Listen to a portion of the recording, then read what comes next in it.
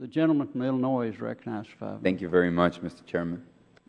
I think it's important to note what happens within the context of inaction on immigration. I've been in Congress for more than 2 decades, and we've debated the merits of the entry-exit system many, many times. This is not new. I support the implementation of effective entry-exit system and have included in immigration bills that I've authored in the past.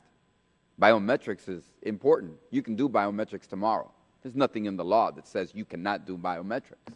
Now, we might have a debate about whether you should be forced to do biometrics. But there's nothing stopping us. Let's stop kidding ourselves. We're having a hearing about nothing, because nothing is going to happen until both sides of the aisle get together and get serious about comprehensive immigration reform. So what? Wonderful testimony. We've heard it all before. Great. You want to have a poll here? All of us will agree with all 4 of you. Biometrics is better. I bet you it'll be unanimous. Biometrics better. So what? What have we accomplished here this morning? Absolutely nothing. Because what we do is we have what you all know, and I'm sure if I asked you, well, what else could help? You'd say, well, if we had an E-Verify system, that would help too, because maybe they'd leave quicker. Because without an E-Verify system, they'll just overstay their visas and work in this country.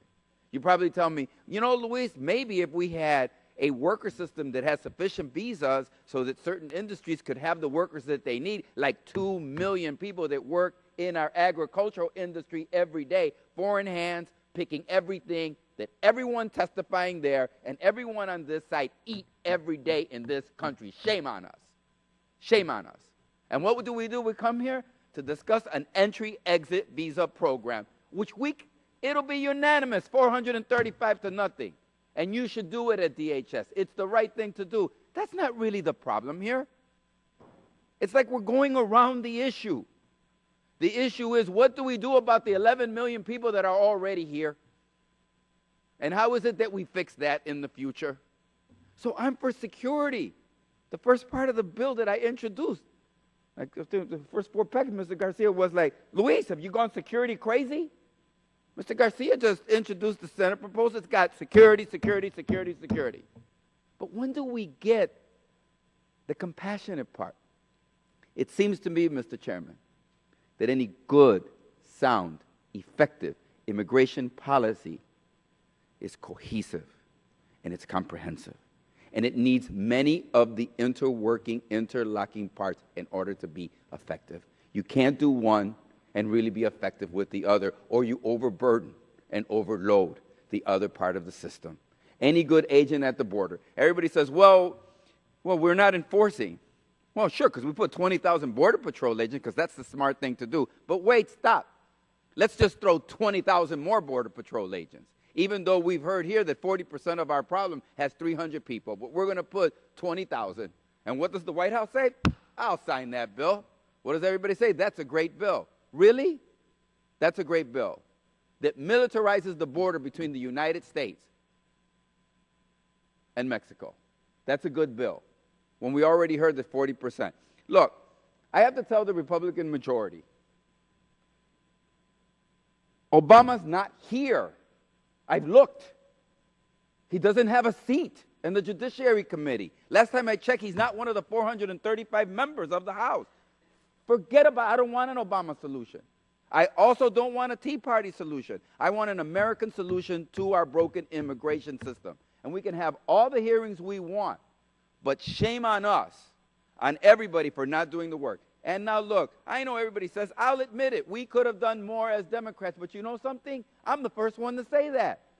I said that repeatedly. So what are you going to do? Follow in the tradition of do nothing on the issue? Well, you guys didn't do anything, so now, you're the majority now.